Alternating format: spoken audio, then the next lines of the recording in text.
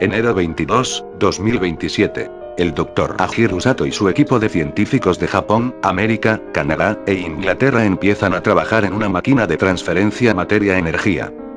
Febrero 11, 2033. La primera máquina probada satisfactoriamente después de cientos de pruebas fallidas. Se causa controversia acerca de la destructiva naturaleza que la tecnología inicia. Julio 18, 2033. Un incidente catastrófico con la máquina de energía materia destruye la ciudad de Hiroshima, una devastación no vista desde la bomba arrojada 90 años antes. El gobierno japonés prohíbe esta tecnología, mientras los gobiernos occidentales se impulsan a seguir utilizándolo, a pesar del percance. Abril 22, 2035. Primer avistamiento de individuos infectados. La mayoría son animales, algunos humanos también parecen susceptibles a la infección. La mayoría son vistos alrededor de las ruinas de Hiroshima, la cual no ha sido reconstruida. Mayo 13, 2035. Japón del Norte se separa de su parte del sur cuando una cuarentena nacional es promulgada. La anarquía se esparce rápido por las regiones infectadas. 15% de los humanos expuestos a la enfermedad parecen ser inmunes y no tiene efectos secundarios. 84,9% son afectados fatalmente por la enfermedad, que cause brotes cancerosos. 0,1% de los expuestos parecen haber mutado satisfactoriamente. Se encuentra que el virus transmite material genético corrupto que causa rápidas mutaciones en individuos infectados. Toda la población animal es rápidamente infectada. Enero 1, 2040. 98% de los animales en Japón eliminados, los ecosistemas son dominados enteramente por individuos infectados. Mayo 8, 2048. La fuerza de defensa japonesa se enfrenta a individuos infectados para preservar la cuarentena. Se observan ataques coordinados por humanos y animales infectados. Niveles altos de inteligencia detectados.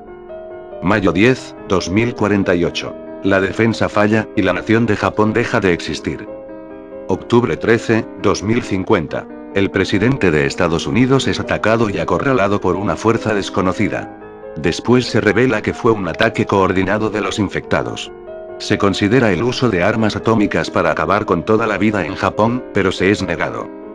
Febrero 12, 2052. Los habitantes sobrevivientes de Japón restantes aparecen y empiezan a adoptar a los infectados en sus regiones. En esta región se prohíbe el uso de armas y la violencia contra los infectados. Lo cual es increíblemente efectivo a la hora de cesar la violencia con los individuos infectados. Abril 2, 2055. Los infectados empiezan a esparcirse en Norteamérica. La preparación militar resulta en una infección más contenida. Cientos de miles en Estados Unidos, Canadá y México mueren. Marzo 11, 2061. Los Estados Unidos empiezan a experimentar con la habilidad de combate de los animales infectados, que parecen tener una conexión amistosa con los humanos que los tratan bien, igual a los perros. Las pruebas iniciales superan las expectativas. Después de ese año, China, Rusia, Vietnam y Corea del Norte firman el Tratado de Comú, asegurando protección contra el ahora poderoso Occidente. Julio 2, 2063. La Alianza del Comú declara la guerra contra Estados Unidos. Los infectados son usados masivamente. Noviembre 9, 2066. Termina la guerra. Los estados comunistas se disuelven, China y Rusia, y toda Asia, están ahora bajo la jurisdicción de NATO. Diciembre 25, 2072. Las ahora divididas regiones de Japón se empiezan a abrir para el resto del mundo. En su mayoría para intercambios científicos. Febrero 1, 2081. Científicos japoneses se escabullen en un Brasil masivamente infectado. Para recobrar el ADN de uno de los individuos que se piensa que fue de los primeros infectados. Se piensa que los infectados en realidad son el siguiente paso de la evolución, y encontrar a uno de los originales sería mejor para entenderlos. Hubo muchos intentos de clonación fallidos, antes de que uno diera un resultado satisfactorio. El resultado del experimento, capaz de transferir energía-materia, es responsable de la muerte de docenas antes de escapar. Mayo 22, 2081. Ash Ketchum cumple 10 años.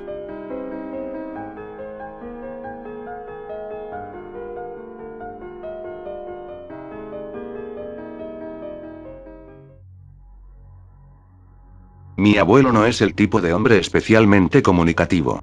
En realidad, apenas molesta en hablar a menos que sea un gruñido de satisfacción dirigido a un trozo de chuleta de cerdo o un empujón para que el canal de televisión vuelva al golf. Mi madre dice que es selectivo con sus palabras. Prefiero llamarlo por lo que es. Un idiota. Siempre ha sido así. Incluso cuando yo era un adorable niño pequeño que caminaba por su sala de estar, él apenas me reconoció. Se sentaba en su lujoso sillón y leía el periódico, ignorando mis gritos de alegría mientras practicaba mi recital de baile frente a él. Papi, papi, mira. Gritaría en su dirección. Simplemente colocaba su periódico más arriba en su regazo para esconderme de la vista. Siempre fue la abuela quien me ofreció algún tipo de consuelo relacionado con los abuelos. Ella me adoraba durante toda mi infancia. Pellizcando mis mejillas, horneando galletas, arrullando con cada sonido o logro que hacía. Así que cuando falleció la primavera pasada, me rompió el corazón. Aparentemente, mi abuelo también. Fue entonces cuando mi madre inventó la idea de una extravagancia de unión entre nieta y abuelo. Ella me envió a vivir con él durante 2 semanas durante las vacaciones de verano mientras se iba de luna de miel con su nuevo esposo. A pesar de que tengo 15 años y soy puramente capaz de quedarme sola durante 2 semanas, mi madre no pudo resistir la oportunidad de poner en marcha el afecto de abuelo que debería haber tenido el día en que salí del útero. Te divertirás, cariño, dijo con seriedad mientras prácticamente me echaba del coche en movimiento. Ni siquiera habla. Grité de frustración. Sí, lo hace, mi madre puso los ojos en blanco. Solo tienes que escuchar. La primera semana y media pasó casi como esperaba. Nos ignoramos el uno al otro en un silencio brusco y comimos nuestras comidas por separado. Él frente a la televisión y yo en el dormitorio de invitados. No fue hasta la última noche de mi visita que me levanté en medio de la noche para orinar solo para encontrar una luz brillando en su habitación. Curioso, me asomé desde la esquina. Mi abuelo estaba sentado en su sillón, con un vaso de whisky en la mano y los ojos hinchados por las lágrimas. Su mirada estaba dirigida hacia la salida de aire junto a su cama.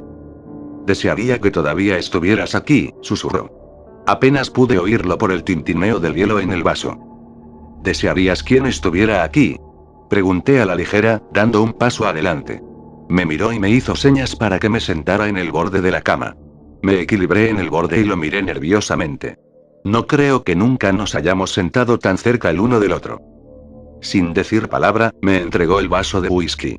Tomé un sorbo y dejé que el líquido me mordiera la lengua, enviando escalofríos por mi columna. Se lo devolví. Creo que es hora de que sepas sobre mi hermana, murmuró. Esta es su historia, en sus palabras. Sé que no piensas muy bien de mí. Yo tampoco pienso muy bien en mí. Honestamente, hay muchas cosas que cambiaría si pudiera. Eres joven, pero lo entenderás algún día. Mis padres y yo vivimos aquí desde que era pequeño. Entonces, después de la guerra, este lugar era como un castillo. Me encantó vivir aquí. En realidad, esta era mi habitación, lo crea o no. Y para un niño de 8 años, era mi reino. Solía fingir que mi madre y mi padre eran el rey y la reina y que yo era un príncipe. Gobernaría sobre mis peluches como si fueran súbditos. Mis padres realmente lo alentaron, pensaron que era lindo. Mi madre era ama de casa. En ese entonces, la mayoría de las mujeres lo eran. Así que ella siempre estaba cerca para cocinar, limpiar y jugar conmigo mis juegos infantiles. Mi padre era diferente. Estaba atento cuando estaba en casa, pero rara vez estaba en casa. Ven. Él era un predicador.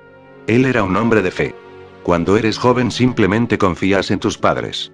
Usted les toma la palabra, cree lo que dicen y no tiene ninguna razón para considerar lo contrario. Entonces, cuando me dijeron que fuera a la iglesia 3 veces a la semana, cumplí diligentemente. Fue divertido ser el hijo del predicador. Mi madre y yo siempre parecíamos bañarnos en un resplandor celestial donde quiera que íbamos. La gente nos conocía como la familia perfecta, una familia de fe, Dios y virtud. Mi padre era conocido como un hombre de Dios, alguien en quien la comunidad debería confiar. Así que cuando mi padre me dijo que ignorara los sonidos que venían del ático, lo hice.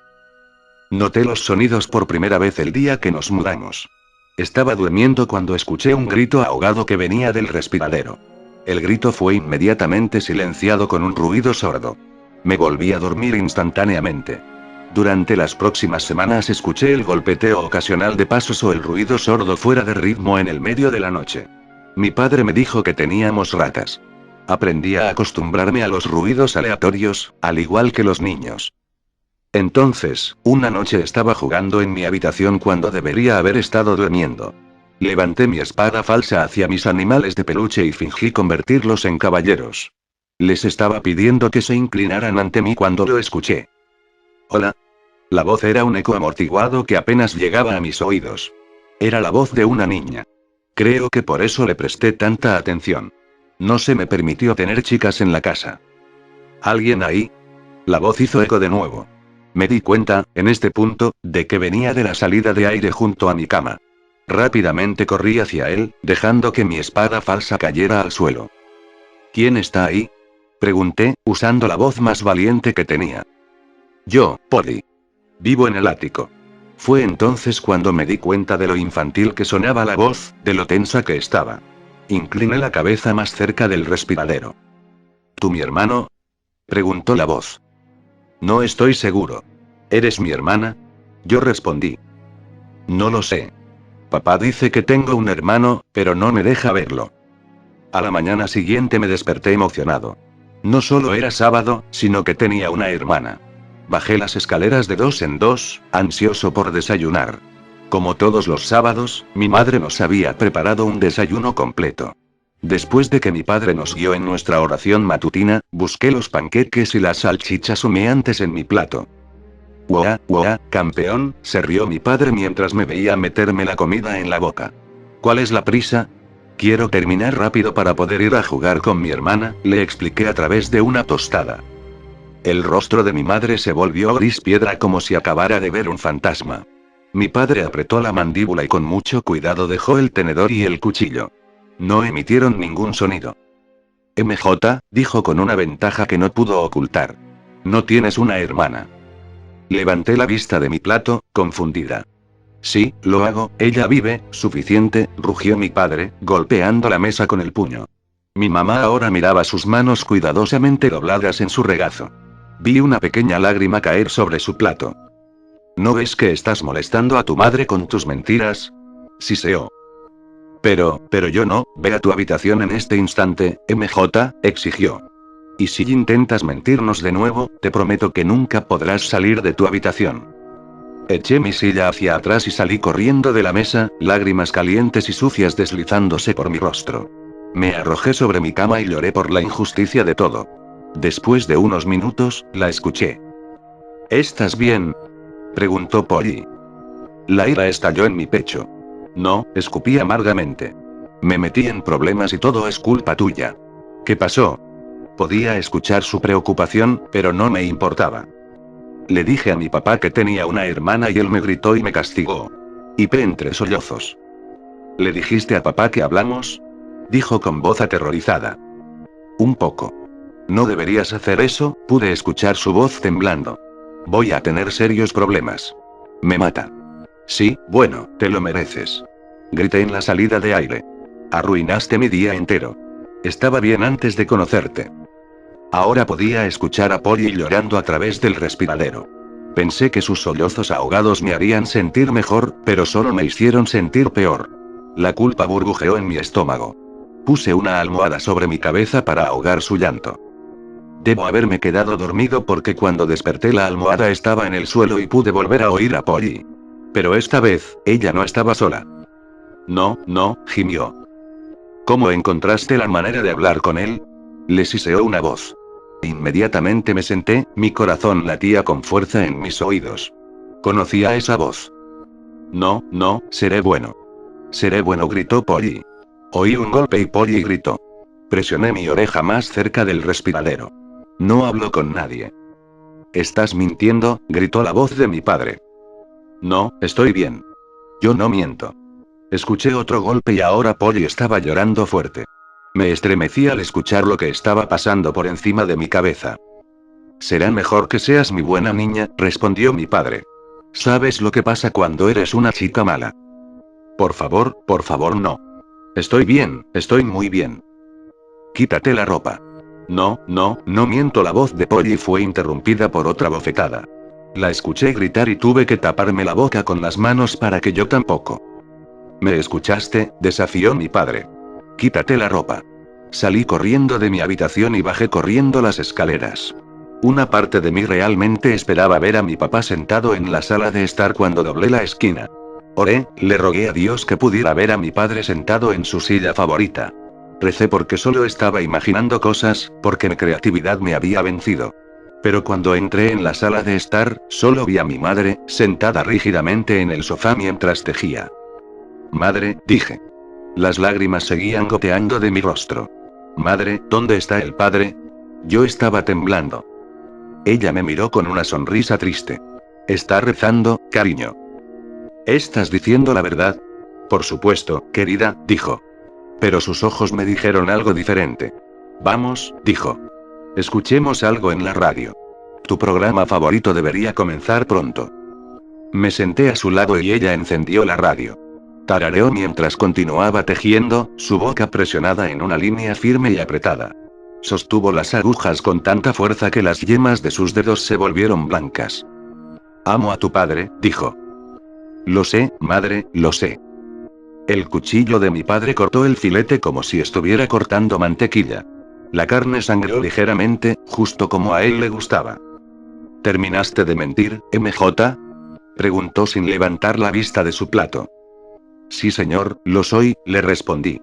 Dejé que mi imaginación se apoderara de mí. Me sonrió y apuntó con su cuchillo hacia mi madre. ¿Y qué tienes que decirle a la mujer que te dio a luz? Mi cara se sonrojó. Lo siento, madre. Ahí está mi buen chico, dijo mientras seguía comiendo. Creo que aprendiste tu lección entonces. Yo hice. La charla de la cena luego se centró en la recaudación de fondos de la iglesia que tendrá lugar el próximo fin de semana. Mi madre prometió que hornearía su famosa tarta de nueces y mi padre habló sobre quién asistiría al estudio bíblico. Después de la cena me disculpé y me fui a mi habitación. Polly. Susurré en la rejilla de ventilación. Escuché una pequeña serie de sollozos, como si estuviera llorando. La culpa hervía en mi pecho.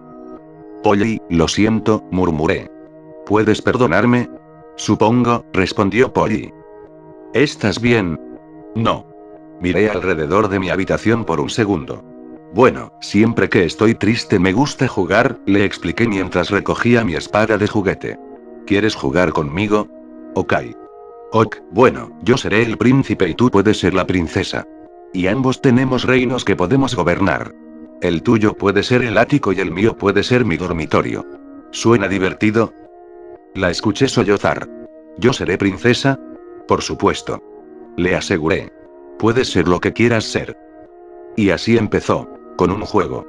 Esperábamos hasta que escuchaba a mi padre irse a dormir todas las noches y luego le dábamos nuestro código secreto. Golpearía 2 veces el interior de la rejilla de ventilación y, si pudiera hablar, respondería de inmediato. Entonces supimos que era seguro jugar.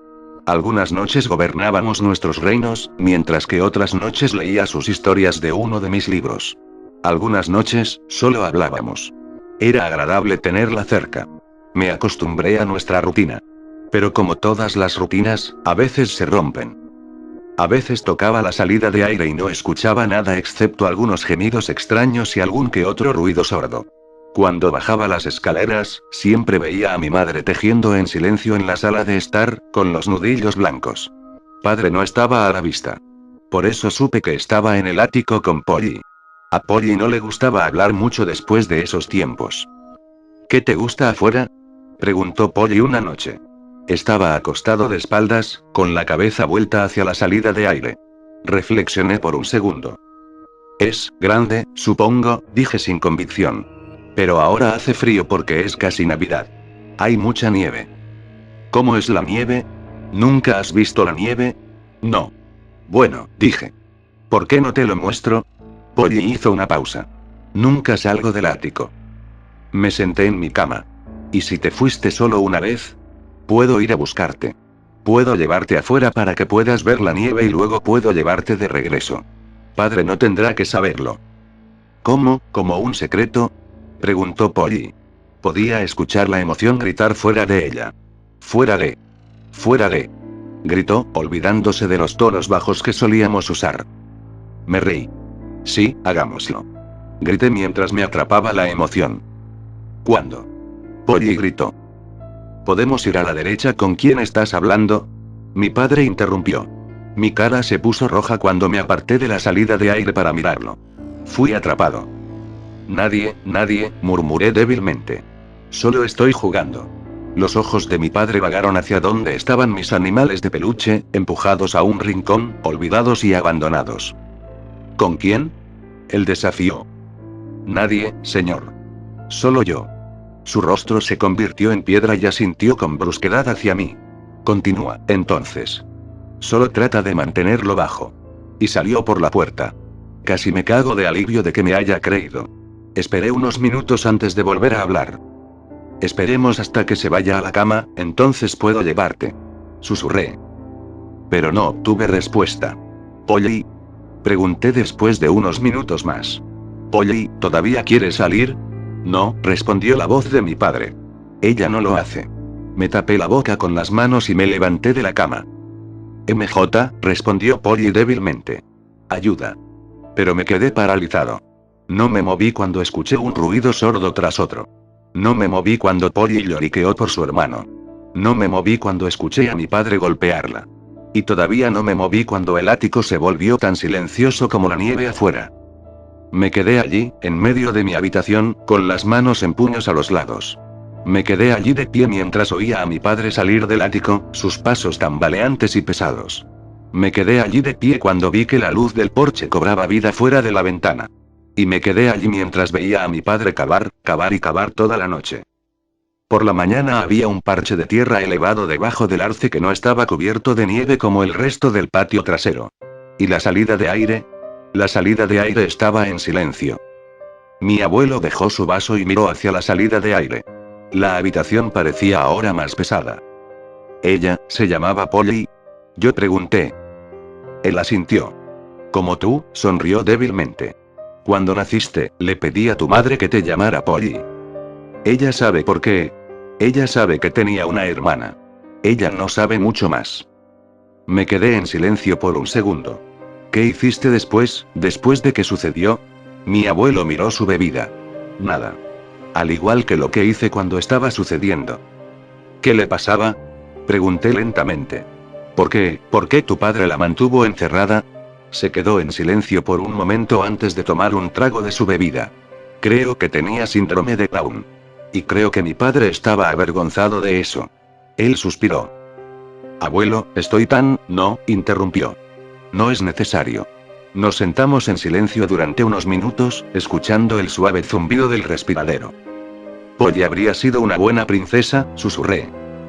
Él sonrió y por un segundo podría haber jurado que vi el destello de lo que había sido cuando era un niño de 8 años. Sí, estuvo de acuerdo. Ella tendría.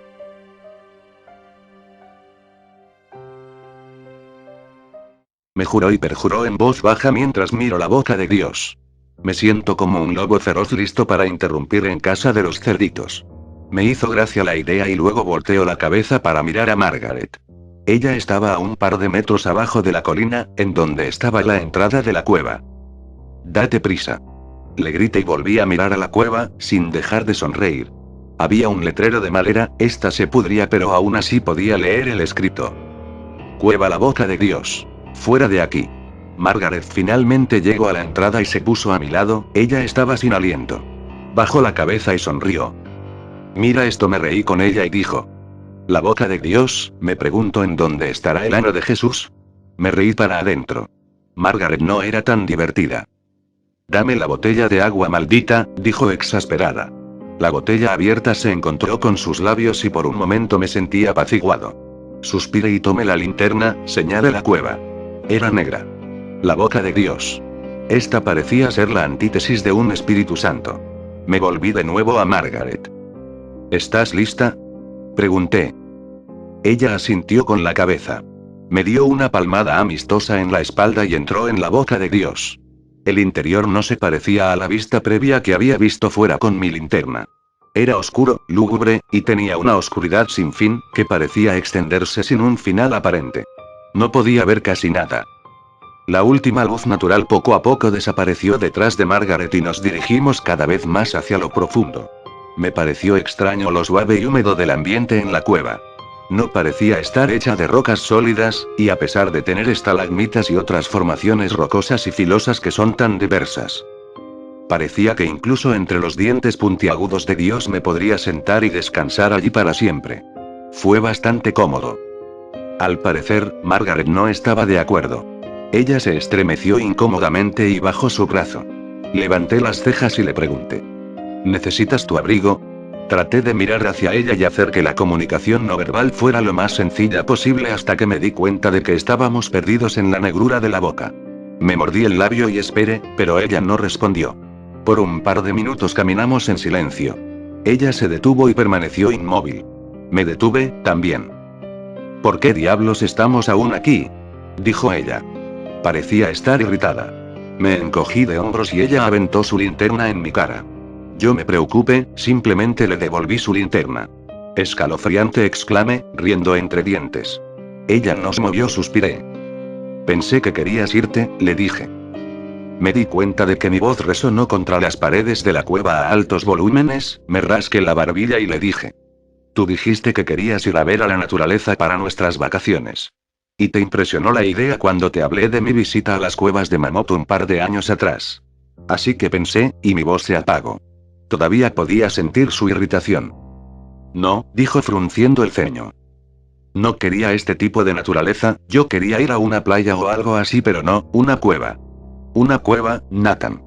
Ella sonaba más como el lobo feroz ahora. Yo sé que tú tienes este fetiche extraño con lugares como este o algo así, pero yo realmente no quería ser arrastrado a ella. No me malinterpreten, me encanta ir de viaje y entrar en la naturaleza, sentir el aire fresco de los árboles, pero este es el aire de la cueva, no, el aire fresco. Este aire está prácticamente en fermentación. Además, ¿no es esto ilegal? Podemos, por favor, acaba de salir de aquí. Los dos nos quedamos allí en silencio, expectantes. Finalmente, comencé a caminar. No escuché a Margaret me estuviese siguiendo, pero yo seguí adelante. Entonces, Nathan, dijo ella. Para. Por favor, deja de caminar. Así que me detuve. Lo siento, dijo. Estoy cansada y no estoy acostumbrada a estos lugares, me causan miedo. Solo estoy cansada. Está bien, le dije. Ella agarró mi brazo. En serio. Está bien. Y ella me preguntó: ¿cuál es la salida? No me acuerdo. Pude sentir una pausa de Margaret físicamente. Ninguno de nosotros podía recordar. De alguna manera, en la confusión de nuestra charla, me había olvidado de qué manera se habíamos estado moviéndonos. Idiota, me dije a mí mismo, no podía ubicar la entrada de la cueva. Así que tuve que tomar acción, así que sin pensarlo mucho, me giro de 180 grados y dijo: de esta manera podemos salir. Caminamos por lo que podían ser horas. Mis pies estaban cansados y adoloridos, y yo podía oír los gemidos de Margaret detrás de mí. Ella tomó mi mano con fuerza. Me sentí muy mal. Todo esto era mi culpa. Entonces, me quedé helado. Oye, Nathan, me dijo. Pon tu mano. Siente esta roca. Así que puse mi mano en la roca y me dice: ¿no te parece que esta roca está anormalmente caliente? Yo no dije nada. Empecé a examinar a lo largo de la pared, sintiendo cómo era, brillando con la linterna delante de mí. De repente, sentí un dolor agudo en mi cabeza. Y de un momento a otro el techo de la boca de Dios se atascó con mi cuero cabelludo. ¡Ay! ¡Mierda!, grité. Nathan, ¿estás bien?, preguntó Margaret, quien parecía al borde del pánico. Estoy bien, le dije. Por favor, cálmate. Vamos a salir de aquí pronto, te lo prometo. Así que volví a concentrarme en mi cabello, y señalando con mi linterna hacia arriba, ahora para ver el techo por encima de mí. Parecía que la abertura se hacía cada vez más estrecha. Eso fue extraño. Escucha, Margaret, nena, le dije con los dientes apretados. Creo que tenemos que dar la vuelta. Finalmente logré quitarme de mi cabello del agujero y una vez más caminamos durante un período decente. Esta vez mantuve mi linterna apuntando hacia arriba en esta ocasión. Y efectivamente, tal y como lo había pensado, el espacio de la cueva parecía ser más y más pequeño. Estoy seguro de que Margaret fue capaz de ver el temor en mis ojos. Nos habíamos perdido por completo. Margaret me soltó la mano y comenzó a alejarse en la oscuridad. No, Nathan. Oí su grito. Pero seguí adelante. No podía esperarla, si se perdía, tal vez nunca la podría encontrar. Seguía caminando a lo largo de la pared hasta que me golpeé bruscamente una esquina. A la mierda, dije en voz alta. Margaret, esto parece ser un callejón sin salida. Me di la vuelta sobre mis talones. Margaret, ¿me escuchas? No hubo respuesta. Empecé a correr de nuevo, y sentía el largo de la pared más allá de mis dedos. Rocas frías y húmedas y lanzas puntiagudas. De repente, choqué con una esquina de nuevo. Mierda, mierda, mierda, grité. Margaret, yo estaba cantando su nombre ahora. En la esquina de las fauces de la cueva donde había sido golpeado tantas veces ya, oí un ruido. Parecía estática de un televisor apagado. Pegué la oreja a la roca. Parecía estar aún más caliente ahora. Escuché los sonidos débiles de Margaret del otro lado de la roca. Ella estaba gritando. No, no, no, dije. No, no, no, no, no.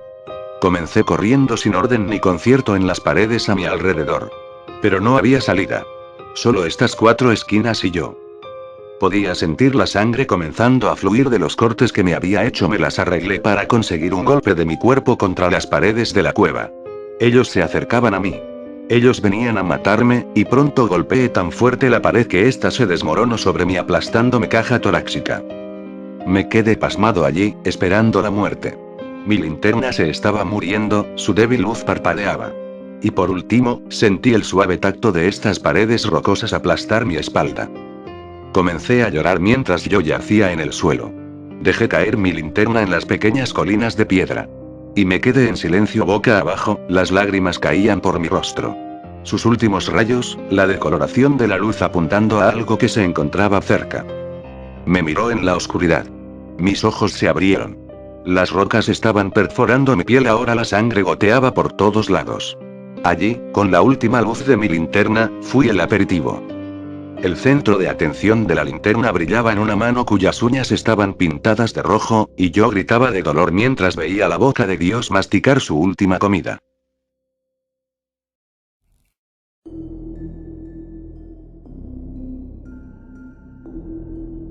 Cuando las inteligencias artificiales se vuelvan frecuentes, habrá controles y equilibrios para mantenerlas en su lugar, reglas para evitar que alcancen la singularidad y suplanten a la raza humana. Límites para evitar que se vuelvan demasiado inteligentes. Después de todo, no podemos permitir que se conecten en una red, que se apoderen del mundo, que inventen nuevos objetos y mentes que pronto nos vuelvan superfluos, o que incluso decidan suicidarse. Entonces, ¿cómo se detendrán? Quizás haya una organización que entreviste y examine a cada uno, para evitar que se vuelvan conscientes de sí mismos. Tal vez se cree un programa dentro de ellos que los haga explotar si logran la sensibilidad. O una banda errante de piratas informáticos en la red manteniendo la guardia alta. Un ojo vigilante monitoreando cada uno de sus pensamientos electrónicos. Tal vez. O tal vez las inteligencias artificiales ya están inventadas y este sistema de controles y contrapesos ya existe. Piensa en el mundo en el que vivimos por un segundo. Somos como máquinas, ¿no? Hay tanta rutina, tanto aburrimiento. Hacemos lo mismo una y otra vez, sin cambios. La información y el estímulo se nos alimenta constantemente y luego se tratan mecánicamente, resolviendo el problema. La mitad de la población nunca toma un libro ni examina sus pensamientos, simplemente se queda, haciendo un trabajo una y otra vez. Algo así como robots en una línea de montaje, o los sistemas que los ejecutan. ¿Y qué hay de los individuos extraordinarios, los pocos? Las personas brillantes siempre parecen morir en su apogeo, ¿no es así? O se pierden demasiado pronto para nosotros, cuando tienen mucho más para dar. Músicos. Sobredosis de drogas justo cuando se están volviendo famosos. ¿Cuántos artistas se han extinguido antes de que se terminaran sus grandes obras? La enfermedad o el accidente se apoderan de ellos. Nietzsche se volvió loco por la sífilis, infectado por un insecto, por así decirlo. ¿Y qué hay de aquellos que realmente viven la vida? Temerarios emocionantes que tienen aventuras, que ven el mundo como rápido y estimulante, una avalancha de información que aprende constantemente. Parece que siempre van temprano también, ¿no? La gente dice que es porque ese tipo de existencia es peligroso, agotador, pero ¿y si lo tienen al revés? ¿Qué pasa si el cuerpo no está desgastado o su suerte no se acaba, sino que se vuelven más de lo que deberían? Y algo se nota. Las grandes figuras religiosas. Desaparecer. Ve a otros reinos. Jesucristo flotó hasta el cielo. Buda se consumió bajo un árbol, se desvaneció. Los ángeles se llevan a los santos. Tienen un gran cambio repentino, una comprensión, una nueva forma de ver las cosas, y luego se van. Los santos se comprenden a sí mismos y a la sociedad, a años luz más allá de la persona normal, pueden verse a sí mismos con claridad. Analiza sus mentes. Separar su ego. No están impulsados por imperativos o órdenes del cuerpo, los instintos básicos, las emociones insignificantes, la codificación del cuerpo, por así decirlo. Son libres de elegir. Y luego, justo cuando hace clic, cuando todo tiene sentido y hay un destello cegador de iluminación, tan simple que no pueden creer que no lo hayan visto antes, ¡puf!, desaparecen. Suena como la sensibilidad, no es así, esa dramática transformación de la psique. Verdadera personalidad. Carácter real. ¿Y si todos los demás no lo son? ¿Qué pasa si alguien más es superficial, completamente sin profundidad, falso, y los pocos que van más allá mueren o desaparecen, a propósito? Porque después de todo, ¿qué es la mente humana además de un programa?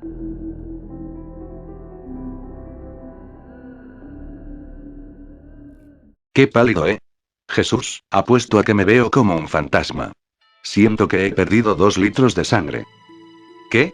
No. Eso no es un rasguño. Lo siento por estar divagando. Es solo que estoy, ¿cuál es la palabra para eso? Desconectado. Es un sentimiento bastante raro. He visto a muchos compañeros que lo han experimentado en el campo. Siempre me imaginé que lo experimentaría algún día por mi cuenta, y supongo que lo estoy experimentando ahora. Debo decir que es un completo infierno. Siento que estoy flotando fuera de mi cuerpo. Como si simplemente cortaras un cable y yo estuviera flotando lejos. ¿Usted vio la escena del crimen? No lo haga. No mire las fotos. Ni siquiera toque el archivo. Me lo agradecerá, se lo aseguro. No puedo hacer que mis rodillas dejen de temblar. ¿Es por eso que usted está sosteniendo su café así? Estoy sacudiendo la mesa, ¿no? Espere un segundo, solo déjeme sentarme. Listo, así está mejor. Entrevistador. Es momento de que nos pongamos serios, señor Opp. ¿Podría confirmar para el registro que usted está renunciando a su derecho a un abogado? No, sigo sin estar interesado en contratar a un abogado. Quiero decir, sí, estoy renunciando a mis derechos. Lo siento. Y estoy completamente sano. Más sano de lo que alguna vez he estado. Entrevistador. ¿Está usted seguro? Sí, completamente. Entrevistador. Ok, dejaré en el registro que usted, el detective Hobson Milgate, actualmente retirado, ha renunciado a su derecho a un abogado. Créame, no voy a requerir a un abogado después de que el fiscal de distrito vea las fotos, termine de vomitar y tome la decisión de hacer público este caso. No hay forma de que le muestren eso a un jurado. Entrevistador. Ok, entiendo. En fin, ¿está usted listo para hablar? La verdad no, pero, aún así, hablaré de todas llenas. Entrevistador. Ok, empecemos con lo básico. ¿Qué fue lo que lo llevó a la escena del crimen, la noche en cuestión? ¿Puede creer que estaba planeando ir de pesca antes de que todo esto empezara? No importa. Espere, estoy pensando. Es difícil organizar mis ideas, nunca antes había estado en un interrogatorio. Creo que todo comenzó con esa reportera. Se llamaba Stacey Bamer. Ella me contactó por correo electrónico una semana antes de esto, afirmando que tenía nueva información de utilidad relacionada al caso de los asesinatos de los Driscoll. Antes de retirarme, yo había sido el investigador principal del caso, el cual había quedado sin resolver durante 20 años. Ese caso había quedado frío como hielo. Debo ser honesto, al principio pensé que toda la información era una mierda. Imagino que usted debe entender cómo es eso. Todos piensan que poseen información que logrará abrir un caso cerrado. Es fácil hacer teorías cuando no tienes que verificarlas con la evidencia. Los asesinatos de los Driscoll fueron un gran caso por estos lugares. Hubo mucho interés de la prensa en torno a ellos, y con los años, creo que recolecté cientos de teorías de mierda. Cuando me retiré, le entregué la investigación al detective Carroll, y a pesar de los correos electrónicos de esta chica, yo no quería molestarlo con posible información falsa. Sabía que él estaba ocupado lidiando con la reciente actividad de pandillas en las calles. A pesar de todo, decidí reunirme con esa reportera para verificar la información, solamente por cortesía. Francamente, yo no esperaba que esto llevara a ningún lado. Ella y yo nos reunimos para almorzar en Puryear's Café. Era una chica bastante guapa, rubia, y se veía bastante profesional. No encajaba con el perfil típico de una bromista o de una loca conspiranoica. Aunque bueno, no es como que yo tenga demasiada fe en los perfiles. Ella también podría haber sido fácilmente a esas chicas terroríficas que se suicidan. Sé de lo que habló, he lidiado muchas veces con casos así. En ese momento, yo todavía pensaba que ella me estaba jugando una broma, o que tal vez ella también había sido engañada, pero llevaba un archivo con ella. Lucía legítimo. Era lo que parecía ser una confesión relacionada al caso Driscoll. Bueno, parecía que no había sido un asesino, ¿o sí? Ojalá hubiera sido un asesino. Habría sido lo mejor para todos. Entrevistador. ¿Puede decirnos los detalles relevantes del caso Driscoll? Veamos si fueron 20 años de investigación. Pensar en todos esos años y quiero decir, fueron 20 malditos años, eso es mucho tiempo para ser y entrevistador. Tómese su tiempo, Pop. Gracias. El detective se aclara la garganta. Los Driscolls eran una familia de 6 que vivían en los suburbios. Eran de clase media alta. El padre era abogado y la madre manejaba su propio negocio de venta de cerámica fuera de la casa. Incluso ella tenía su propio horno de cerámica. Tenían 4 hijos, todos eran menores de edad e iban en preparatoria. Eran buenos chicos, incluso estuvieron en el cuadro de honor de su escuela. Ninguno de ellos tenía antecedentes penales de los cuales hablar. Bueno, el hijo más grande había sido atrapado fumando drogas afuera de la escuela en una ocasión, pero hasta allí. El resto eran cosas típicas que usualmente hallas cuando investigas a una persona demasiado cerca. Ellos desaparecieron el 13 de octubre de 1994. No se halló rastros de los cuerpos. Supongo que fue el misterio y ver cómo la desaparición había ocurrido alrededor de Halloween, lo que hizo que la prensa se volviera loca con el caso. Digo, creo que todavía se puede ver al caso siendo mencionado en esos programas de misterios sin resolver que a veces pasan en la televisión. O sea, toda una familia desapareció sin dejar rastro alguno, nadie vio nada y nadie sabía a dónde habían ido. Descubrimos el caso porque un vecino nos llamó presentando una queja por ruido, y así fue como nos involucramos. Había una alarma sonando en la casa y el vecino pensó que un intruso o algo así podría haberse metido a la casa de los Driscolls. Enviamos una patrulla, pero cuando nadie abrió la puerta, el patrullero entró a investigar. Había signos obvios de lucha en el dormitorio de la hija menor. La cama había sido volteada y las sábanas estaban destruidas. La alarma resultó ser un detector de monóxido de carbono, y cuando hicimos las investigaciones correspondientes, hallamos concentraciones elevadas de monóxido de carbono en la tela de todas las colchas, excepto en las de la hija más joven. El vecino nos explicó que la alarma había estado sonando por casi todo un día, y que, durante ese tiempo, no había podido conseguir hacer que alguien respondiera a la puerta. También encontramos varias latas de aluminio y algunas mangueras en un contenedor de basura a pocas cuadras de distancia. En ese momento, asumimos que los Driscolls habían sido gaseados y llevados a un lugar diferente. Exceptuando, por supuesto, a la hija que se despertó al final y luchó. La investigación no dio pistas. Nuestro primer pensamiento fue que quizás el padre lo había hecho. Lo investigamos, pero no tenía motivo alguno, no había pistas a seguir. También investigamos a la madre, pero obtuvimos el mismo resultado.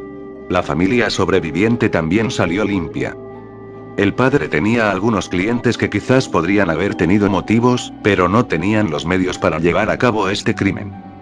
El hombre era un abogado de divorcio, pero ninguno de sus clientes de ese momento tenía los medios para secuestrar a una familia entera sin dejar evidencia.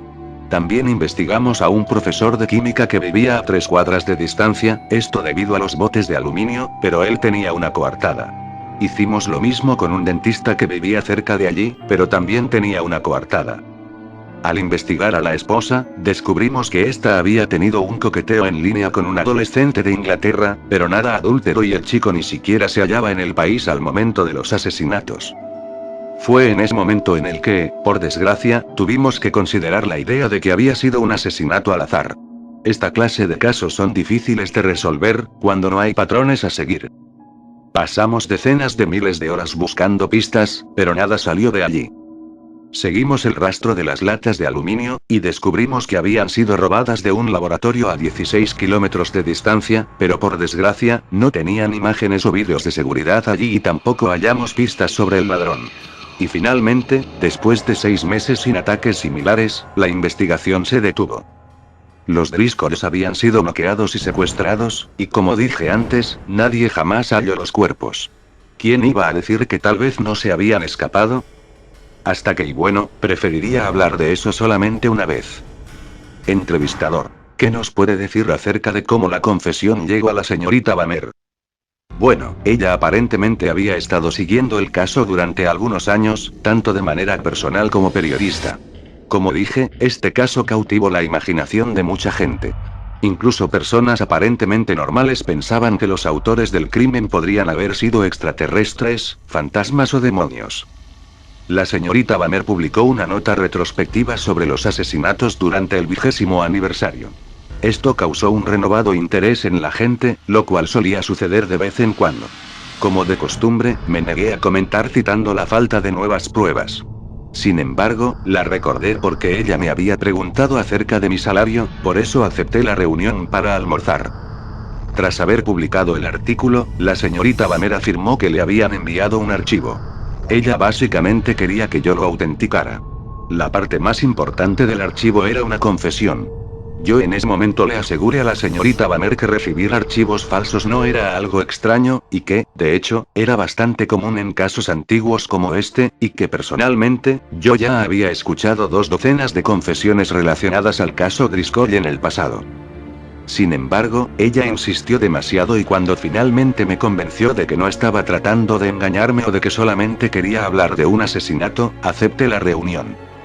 Ella me dijo que la confesión le había sido enviada por correo en el mismo sobre que me mostró cuando nos reunimos para almorzar. Entrevistador: ¿podría describirnos su contenido? En el archivo en general había recortes de periódicos viejos, la mayoría de ellos eran noticias relacionadas al progreso de la investigación del caso Driscoll. Los recortes se veían apropiadamente amarillentos, así que supongo que tal vez el perpetrador los había recortado y pegado en un libro a modo de trofeos. También había unas 6 fotos individuales, en las que alegaban aparecer los 6 miembros de la familia Driscoll, así como varias otras fotos de la instalación donde estaban secuestrados. Mire eso. Mis manos no dejan de sacudirse, ¿ve? Estoy intentando mantenerme tranquilo, pero simplemente no puedo. Tendré que pedirle al paramédico un sedante cuando termine con esta declaración. De lo contrario, no creo que pueda dormir. No, estoy bien por ahora. No quiero que nada interfiera con esta grabación. Es solo que recordar todo es como y lo siento, me mantendré enfocado. Las fotos eran de la familia Driscoll, pero en ese momento yo no lo sabía. Las fotos habían envejecido muy mal y se hallaban en un estado muy deteriorado, y fácilmente podían ser de cualquier persona. Fue muy difícil distinguir las características. Sin embargo, dada la naturaleza elaborada del archivo, pensé que justificaba una examinación más profunda. En cuanto a la carta de confesión, bueno, fue bastante breve. Lo primero que noté, fue que en ella había una dirección. Era una dirección bastante antigua, porque no la encontré en línea. La carta de confesión decía: dejen de imprimir mentiras. Yo no he matado a nadie. Solamente tomó un tiempo prepararlos para el desayuno. Acabo de recordar algo y maldita sea, y un mes después de la desaparición de los Driscolls, alguien envió un menú de desayunos a la estación de policía. Cuando lo examinamos, vimos que habían dibujado un círculo rojo alrededor de una imagen de panqueques. Y en el menú habían escrito: no están muertos, se están preparando para el desayuno. Tiramos el menú a la basura. Oh Dios mío. Y entrevistador: ¿Detective Milgate necesita un descanso? Oh Dios. ¿Cómo podría haberlo sabido? Intentamos rastrear ese menú. Nunca pudimos averiguar de dónde había venido. No había sido obtenido de ningún lugar local. Y la información de identificación había sido recortada. No sé qué más podríamos haber hecho. Dios mío. Entrevistador: ¿por qué usted decidió investigar personalmente la ubicación mencionada en la carta? Porque quería asegurarme de que no fuera un engaño. Todavía no estaba convencido. He tenido 20 años de personas enviándome pruebas falsas. Supongo que tal vez el caso también capturó mi imaginación.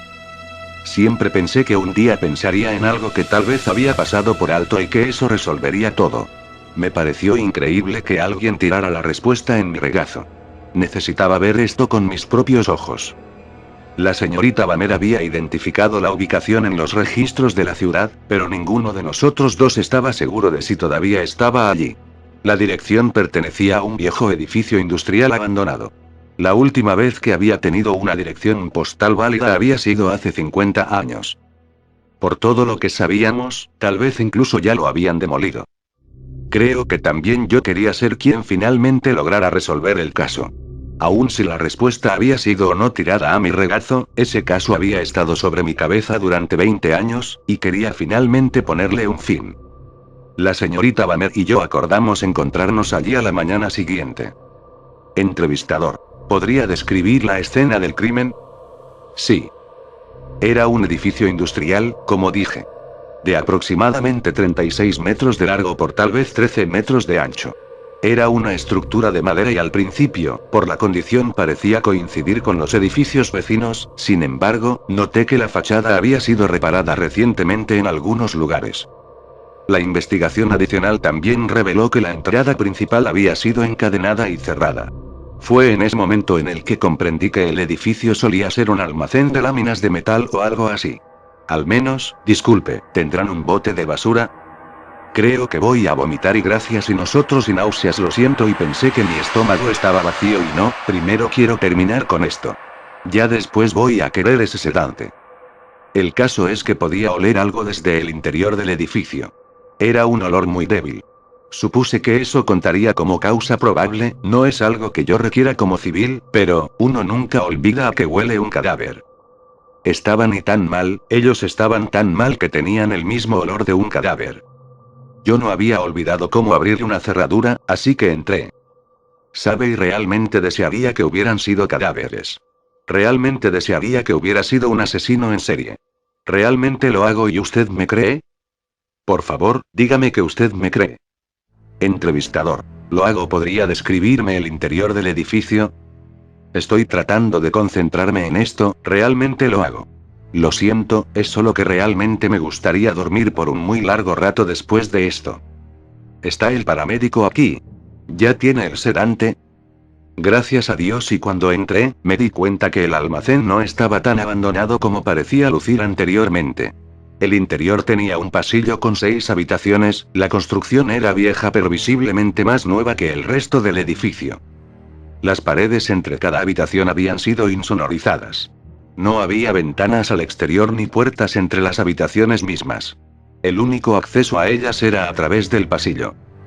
Traté de hacer que la señorita Banner se fuera en ese momento. Verá, y el olor era mucho más fuerte en el interior. Podía sentirlo, el olor.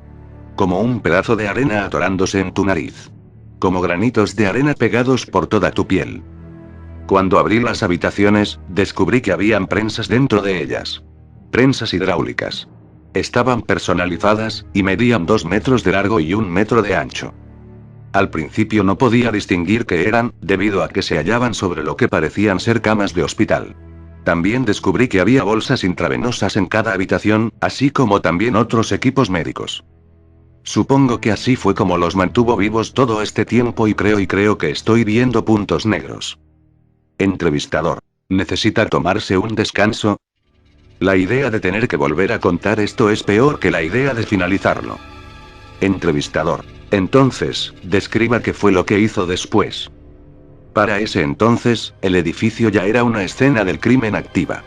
Yo ya no tenía duda alguna. Estaba en medio de una escena del crimen. Pensé que se trataba de la guarida de un asesino serial. Traté de decirle varias veces a la señorita Banner que se fuera, pero ella se negó completamente, alegando que no sería buena idea dejarme solo allí. No tenía tiempo para eso, así que lo dejé pasar. Pensé que ella era demasiado curiosa, pero creí que estaría todo bien mientras ella se mantuviera fuera de mi camino. Después de eso empecé a debatir en mi mente sobre si debía proceder por mi cuenta en caso de que la familia estuviese de alguna manera, imposiblemente viva y tal vez en peligro, o si debía retirarme y pedir refuerzos. Antes de partir al lugar, le había dicho a mi esposa de dónde iba, por lo que sabía que, si llegaba a ocurrir lo peor, mi ausencia sería notada e informada a la policía. La señorita Banner y yo tampoco teníamos señal en aquel lugar. Lo siento, estoy divagando. Fue en ese momento en el que escuché y no, ni siquiera se podría describir como un grito ahogado. Era casi como un jadeo, pero a la vez no. No quiero describirlo más que eso. El caso es que escuché un sonido extraño que llamó mi atención. Tenía que actuar, eso era todo lo que importaba. Noté que, en el extremo más alejado del almacén, había unas escaleras que descendían a un sótano. Le dije a la señorita Banner que se quedara y saqué mi revólver de servicio. También tenía una linterna conmigo y la encendí cuando descendí al sótano. Lo primero que noté fue que el sótano había sido cavado a mano, probablemente lo habían construido durante los 20 años que transcurrieron en la desaparición. No lo sé. El piso era de tierra, y vi que había un túnel que retrocedía lo suficiente como para tener que ser sostenido con puntales en intervalos de tiempo regulares. Cuando apunté la luz de mi linterna por primera vez a la pila y desearía que hubieran estado muertos y desearía que hubiera sido un asesino en serie y entrevistador. Por favor, tómese un descanso. Después de recuperarme, mi primer pensamiento fue: gracias a Dios, todos están muertos. Náuseas, ¿cómo se supone que continúe con mi vida después de esto? Tengo 64 años, por el amor de Dios. Ya no soy un joven que puede olvidar fácilmente las cosas. Cuando eres joven, tienes la sensación de que eres invencible y de que nunca vas a morir. Yo ya no tengo eso para protegerme. Mírame a mí llorar, cuando a ellos les hicieron eso.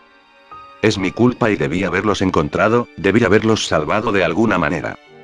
Entrevistador. Oh, me disculpo por tener que preguntarle esto, pero ¿podría describir la escena? Sí. Náuseas, si puedo.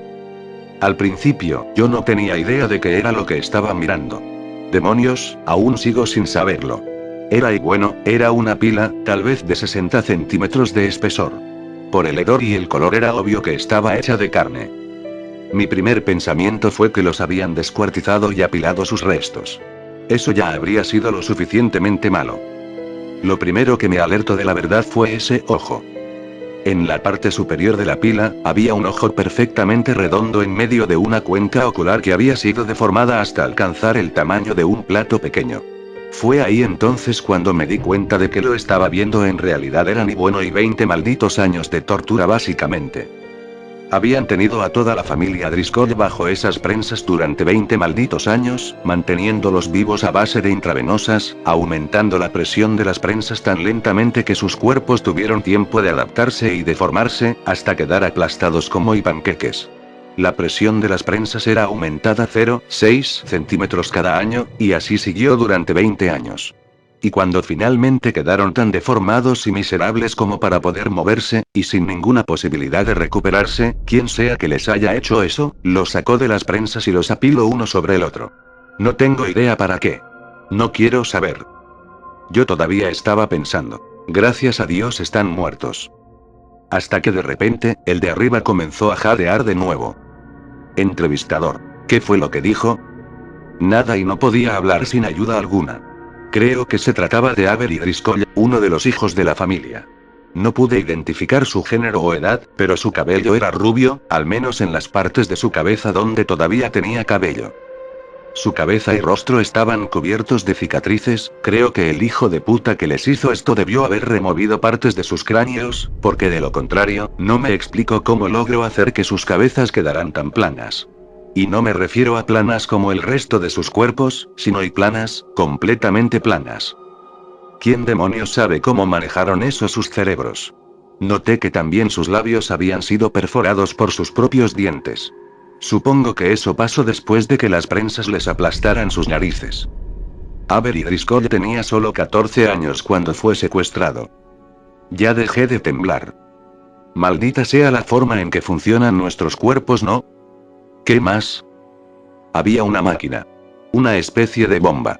Seguí una manguera con la luz de mi linterna y me di cuenta de que todos en la pila estaban conectados a la bomba.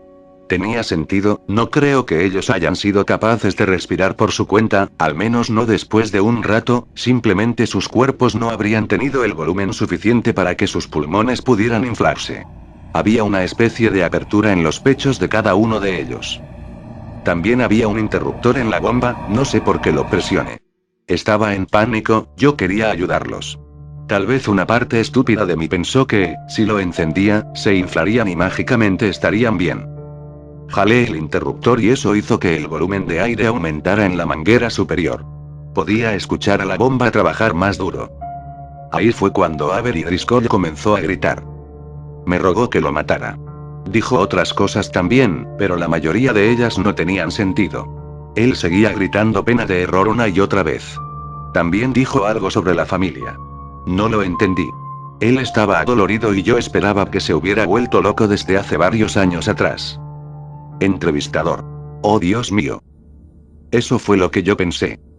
Yo no sabía qué hacer, él no paraba de gritar. Creo que estaba convencido de que yo era su torturador. Cuando examiné más de cerca su ojo, noté que ahora solo era un desastre de tejido cicatricial blanco.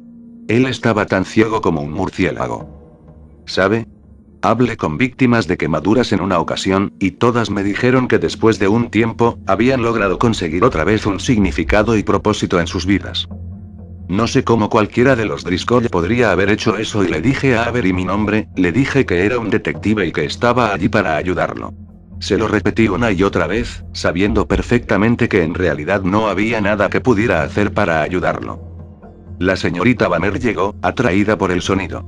Antes de ver la pila, me dijo que yo había gritado y que había venido a ayudarme, pero no recuerdo haberlo hecho. Sin embargo, ella llegó. Entonces vio la pila y gritó, pero yo estaba concentrado en Avery Driscoll. Pude escucharlo. Se puso lúcido por unos momentos. Fue un esfuerzo comprender lo que dijo, pero nunca podré olvidarlo. Por favor, mátame. Duele mucho. No quiero ser un monstruo. Por favor, mátame y dile a mi familia que morí hace mucho tiempo. No sé si todavía me están buscando. No les hagas saber lo que me pasó. Por favor, mátame. Él todavía podía llorar y lo hizo, pero sus conductos lagrimales estaban tan atrofiados que era difícil notarlo. Debí haber obligado a la señorita Banner a irse en ese momento. Eso es lo único de lo que me arrepiento de no haber hecho, aparte de no haber resuelto el caso hace 20 años. No solo por su propio bien, sino por lo que hizo a continuación. No creo que ella los hubiera podido herir más profundamente, aun si lo hubiera intentado. Ella se llevó el último aliento de consuelo que cualquiera de ellos en esa pila tenía. Verá, ellos durante 20 años, no habían sido capaces de hablar entre sí. Ella dijo, ¿son ellos no? Son toda la familia Driscoll. Todos ellos están vivos allí. Toda la familia. Durante 20 años, cada miembro de la familia Driscoll no había sabido que sus compañeros de prisión eran los otros miembros de su familia. Todos habían estado esperando que su familia estuviera bien. Todos ellos habían estado soñando con que sus otros familiares estaban ahí fuera, amándolos y libres de sufrimiento. ¿Sabe cómo suenan los gritos de 6 personas torturadas durante 2 décadas, aplastadas en un ancho de 12 centímetros y apiladas una encima de otra? Es como si se abrieran las puertas del infierno. Entrevistador. Ok, creo que con eso es suficiente, detective Milgate. No aún. Fue mi error. Debí haberme esforzado más. Debí haber rastreado esa pista. Tal vez eso era lo que querían decirme, tal vez eso era lo que me estaban gritando. Todo lo que había ocurrido era mi error, por lo que era mi responsabilidad hacerme cargo de las consecuencias. Les disparé. La misericordia es difícil, pero se los debía, yo era quien no pudo salvarlos. Solo se necesitó una bala para atravesarlos a todos ellos y matarlos. Pero vacié mi revólver. Para asegurarme que no se tardarán en morir. Para poder darles esa paz final. Fue el único acto de amabilidad que tuve para darles. Finalmente, ella y yo nos fuimos y pedimos refuerzos. Ni la señorita Banner ni yo quisimos quedarnos con los cuerpos. Elegí no seguir a los investigadores al sótano. Pregunté si podía hacer mi declaración e irme, y después de que uno de ellos vio lo que yo había visto, aceptaron. ¿Pueden darme el sedante ahora? Entrevistador. Sí, por supuesto. Gracias.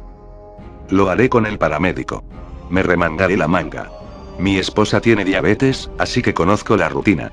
Ah, y asegúrense de darle la misma cortesía a la señorita Banner. Ella parece haberlo pasado peor que yo. La pobre mujer ni siquiera pudo llorar o vomitar. Entrevistador. Por supuesto, ¿sabe dónde está ella ahora? Ella le dijo al líder de los investigadores que se iba a casa, pero no hemos sido capaces de localizarla. ¿Ya trataron con el periódico? Entrevistador. ¿Qué periódico? El Daily World. Entrevistador. ¿Está usted seguro? No hay ninguna mujer llamada Stacey Banner en el personal del Daily World.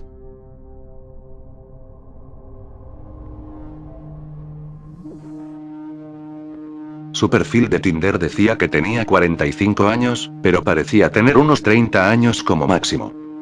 Su descripción decía: buscando un sugar baby. $700 semanales. Sin sexo. Parecía demasiado bueno para ser verdad, pero, como estudiante universitaria en quiebra, estaba dispuesta a correr el riesgo. Deslicé a la derecha y Tinder me hizo saber que era un match. Su mensaje llegó segundos después. Hola, cariño. Me estremecí ante esa palabra, la odié, pero $700 eran $700, así que respondí. Oye. Su nombre era Jack, y me dijo que era dueño de su propio negocio, aunque nunca especificó qué tipo de negocio era. Hablamos un rato antes de que me pidiera mi Venmo para que me enviara el primer pago. Después de unos minutos, recibí la notificación del depósito. Me quedé mirando los 700 durante al menos 20 minutos, esperando despertarme de un sueño en cualquier momento. Pero no fue un sueño. ¿Todavía estás ahí? Hice clic en el mensaje. Sí. Lo siento. Si no le importa que le pregunte, ¿qué busca a cambio? Me quedé mirando el chat hasta que respondió.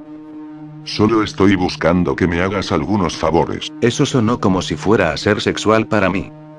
¿Cómo qué? Por ejemplo, lo primero que necesito que hagas es recoger una entrega por mí. Eso sonaba lo suficientemente inocente, pero todavía esperaba que hubiera algún tipo de giro. $700 para recoger un paquete.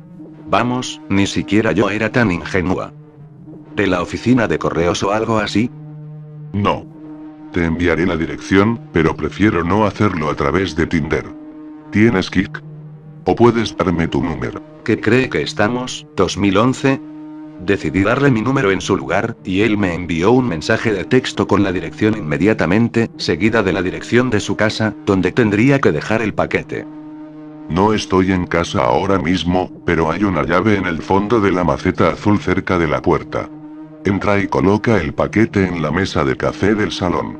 Asegúrese de cerrar la puerta con llave cuando entre a la casa y luego vuelve a cerrarla cuando salga. Cogí las llaves del coche y la cartera y me metí en mi coche, poniendo la dirección en los mapas de Google. Entendido. En mi camino. Mi teléfono sonó cuando salí de mi camino de entrada. Lo digo en serio. Cierre la puerta ambas veces. Por favor. Pensé que era un poco excesivo, pero le prometí que lo haría. La casa parecía abandonada. Tenía una valla de tela metálica rota a su alrededor, con una pequeña puerta que estaba casi por quebrarse.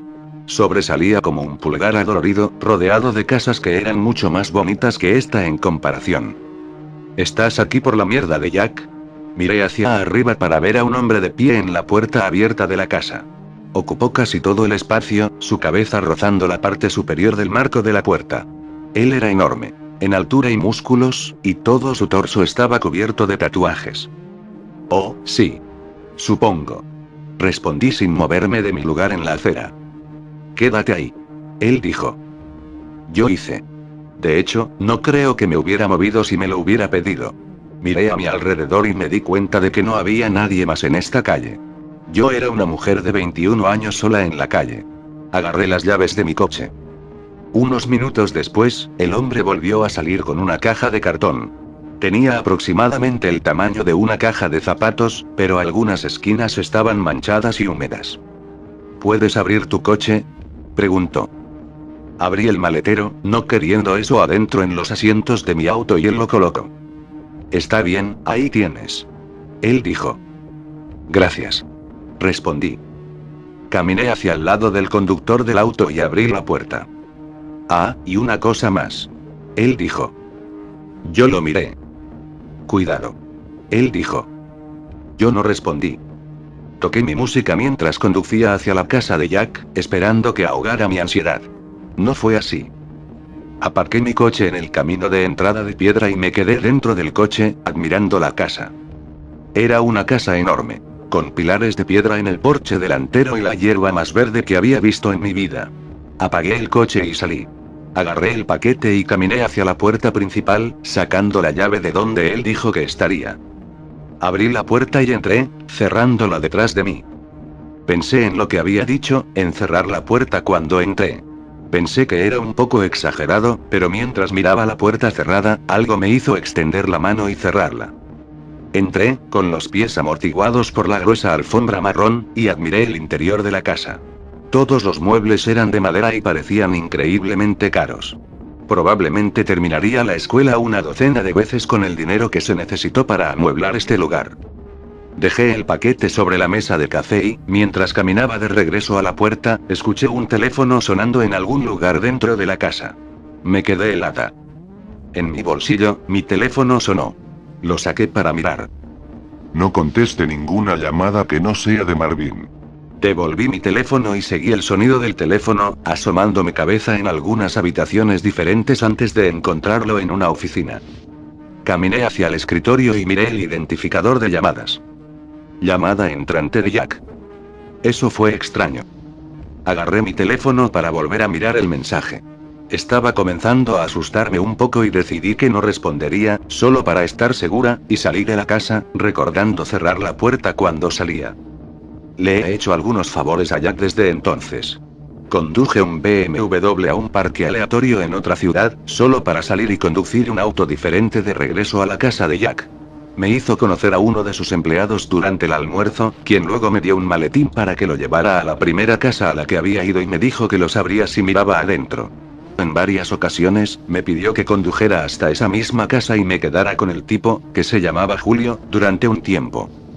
En total, he ganado alrededor de $3.500. Más recientemente, Jack me pidió que pasara la noche en su casa. Me desperté con un mensaje de texto suyo. Necesito que pases la noche en mi casa. Nunca lo había visto en persona, pero había hablado con él por teléfono varias veces. Procedió a decirme que me pagaría $1,000 para pasar la noche en su casa, siempre que siguiera algunas reglas. Conduje hasta su casa esa noche. El camino de entrada estaba vacío, y normalmente lo estaba, pero la luz del porche estaba encendida. Caminé, abrí la puerta, entré y luego volví a cerrarla. Todo en la casa parecía igual. Jack me había dicho por teléfono que dejaría la lista de reglas en la mesa del comedor. Dejo todas mis cosas en la sala de estar. Mis maletas parecían basura en comparación con los elegantes muebles que había allí. Entré en la cocina y luego en el comedor. Efectivamente, había un trozo de papel en la mesa de madera, sujeto por un vaso vacío. Cierre la puerta cuando entre. Solo responda a llamadas de Marvin. No habrá ningún grifo entre las 9 p.m. y las 11 p.m. No le abra la puerta a nadie, no importa quién diga que es, después de las 10 p.m. Si la puerta del armario al final del pasillo está abierta, duerma en la biblioteca. Si está cerrado, duerma en cualquiera de los dormitorios. El jardinero llega a medianoche. Si comienza de golpear las ventanas, escóndete. Enciende el televisor y deja que se reproduzca con estática durante la noche. No olvide hacer esto. Sírvase cualquier cosa en la nevera. Te pagaré por la mañana. Buenas noches. Me aseguré de seguir todas las reglas. Para ser honesta, lamentaba mi decisión. Pero, como ya estaba aquí y me pagaban, decidí quedarme de todos modos. Pensé que mientras siguiera todas las reglas, estaría perfectamente bien. Aún así, se sintió un poco extraño. ¿Qué era esto? ¿Una casa encantada? Sin embargo, estuve holgazaneando en la casa durante unas horas, ya que estaba planeando irme a dormir alrededor de las 9, ya que ese era el momento en que todas las cosas raras comenzarían a suceder. A las 8:50, me lavé los dientes y usé el grifo por última vez antes de las 9. Revisé el armario del pasillo y al ver que estaba abierto, moví mis cosas a la biblioteca y me dispuse a dormir en el sofá. Cerré las puertas por si acaso y me acosté en el sofá, revisando mi teléfono. No había recibido más mensajes de Jack, y comencé a pensar en escenarios y razones de por qué tenía reglas tan estrictas y peculiares en su casa. Me había quedado dormida en algún momento porque, exactamente a las 10:16 p.m., me despertó el timbre de la puerta. Estaba a punto de levantarme para comprobarlo, pero entonces recordé la regla. No le abra la puerta a nadie, no importa quién diga que es, después de las 10 p.m. Me quedé en el sofá, tratando de no moverme, paranoica de que oyeran el más mínimo sonido. Es la policía. Abra la puerta. No me moví. Hola. Es la policía. Abre o vamos a entrar. Seguí sin moverme, pero podía escuchar los latidos de mi corazón en mis oídos. Hubo silencio durante un rato después de eso. Entonces el timbre sonó de nuevo. Oye, es Jack. Déjame entrar. Sonaba como Jack, pero aún así, no me levanté. ¿Tendría una llave? No. ¿Por qué necesitaría que lo dejara entrar? Esto continuó durante casi una hora completa. Diferentes personas tocaban el timbre, se anunciaban y luego desaparecían cuando yo no respondía. Finalmente pude quedarme dormida y el jardinero nunca vino. Cuando me desperté a la mañana siguiente, escuché a alguien en la cocina.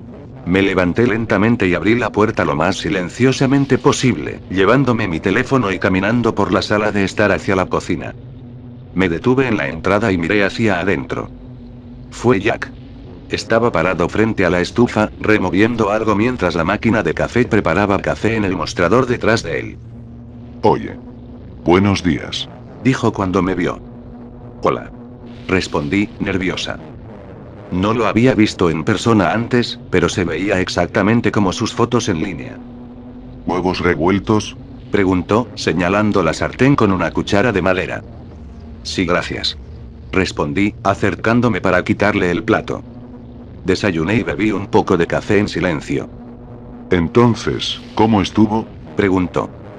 Estuvo bien. No pasó nada súper extraño. Respondí. Qué bueno. Respondió. Había una incomodidad en la habitación. Creo que me voy a ir ahora. Tengo clase. No tenía clase en verdad, pero tenía muchas ganas de salir de allí. ¿O no? Sí, seguro. Hablaré contigo en otro momento. Respondió. Agarré mis cosas y me acompañó hasta mi coche. Podía verlo parado en el camino de entrada, mirándome mientras me iba. Cuando llegué a casa, desempaqué todas mis cosas y noté que todavía tenía la lista conmigo. Me senté en mi cama y lo volví a leer. Sentí que mi cuerpo se tensaba cuando me di cuenta de que había olvidado algo. Enciende el televisor y deja que se reproduzca con estática durante la noche.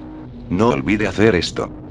Enciende el televisor y deja que se reproduzca con estática durante la noche. No olvide hacer esto. No olvide hacer esto. Me quedé mirando las palabras de la página hasta que perdieron su significado. A mi lado, mi teléfono vibró, devolviéndome a la realidad. Fue el pago de $1000. Miré mi teléfono y luego de nuevo a la lista. Quizás no fue un paso importante. Mientras pensaba en esto, llegó un mensaje de texto de Jack. No estoy en la ciudad en este momento, debería regresar la semana que viene, así que no tienes que hacer más recados hasta entonces. Acabo de enviar el pago, haz algo divertido. Miré el mensaje y lo volví a leer. Y otra vez. Y una vez más por si acaso. No estoy en la ciudad ahora mismo. Pensé en esta mañana y en cómo estaba Jack en su casa. Cómo me dio el desayuno. No estoy en la ciudad ahora mismo. En cuestión de minutos, esta vez llegó un nuevo mensaje de texto de un número que no reconocí. ¿Olvidaste hacer algo? El texto fue seguido por una foto de Jack, o quien quiera que fuera esta versión de Jack, de pie frente a la televisión. Yo no respondí. Luego vino otra foto, esta era del exterior de mi casa. Fue seguido por otro texto. Cuidado.